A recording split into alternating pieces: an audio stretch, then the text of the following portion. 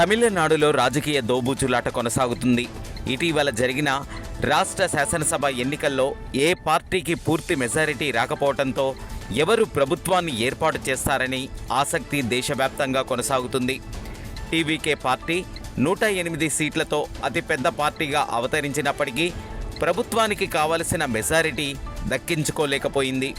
అదేవిధంగా DMK 59, AIADMK 47, Congress 5 సీట్లలో విజయం సాధించింది.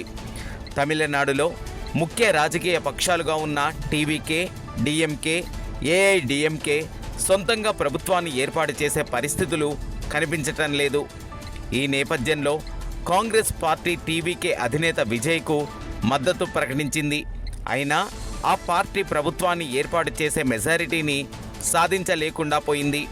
ఈ నేపథ్యంలో సుదీర్ఘకాలంగా వైరిపక్షాలుగా ఉన్న డిఎంకే, ఏఐడిఎంకే కలిసి ప్రభుత్వం ఏర్పాటు చేస్తాయన్న ప్రచారం తమిళనాడులో జోరుగా సాగింది.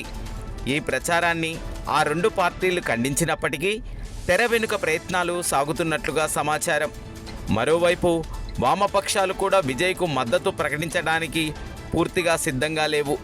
ఇదిలా ఉండగా టీవీకే అధినేత విజయ్ గురువారం గవర్నర్ రాజేంద్ర విశ్వనాథ్ను మరోసారి కలిశారు. ప్రభుత్వం ఏర్పాటుకు సిద్ధంగా ఉన్నట్లు గవర్నర్కు విన్నవించారు. అయితే ప్రభుత్వం ఏర్పాటుకు కావలసిన 118 మంది ఎమ్మెల్యేల వివరాలను అందించాలని గవర్నర్ మరోసారి విజయ్కు స్పష్టం చేసినట్లు సమాచారం. దీంతో తమిళనాడులో ప్రభుత్వం ఏర్పాటుకు గురువారం కూడా మార్గం సుగమం అయ్యే అవకాశాలు కనిపించటం లేదు.